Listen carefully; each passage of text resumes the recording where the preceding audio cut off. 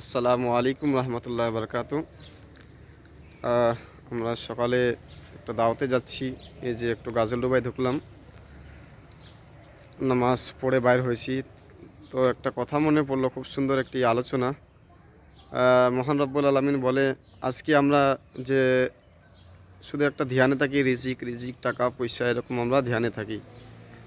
রব্বুল আলমিন বলে, বান্দা তুই রিজিকের চিন্তা করিস না, তোর রিজিকের ব্যবস্থা আমি নিয়েছি। তোর রিজিক কোথায় দিব, কোথায় পাবি, সব জিম্মেদারি আমার।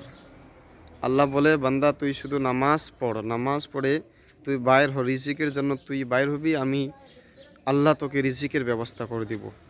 মাশাআল্লাহ, সুবহানাল্লাহ, কি সুন্দর একটি কথা। আর আজকে যদি আমরা নামাজের মধ্যে ঢুকে পড়ি, ইনশাআল্লাহ রব্বুল আলামিন আমাদেরকে ভালো রিজিকের ব্যবস্থা করে দিবে, রিজিক আমাদেরকে দিবে। কারণ সব কামিয়াবি নামাজের মধ্যে রয়েছে। আমরা যদি নামাজ না পড়ি, তাহলে আমরা সারা বিশ্বের যদি আমরা ঘুরে যদি আসি, কিন্তু কোথাও আমরা কামিয়াবি পাবো না, যতক্ষণ ধরে আমরা নামাজ কায়েম না করি। সকলেই নামাজ কায়েম করেন, আল্লাহকে আল্লাহ রসুলকে খুশি করেন, রাজি করেন।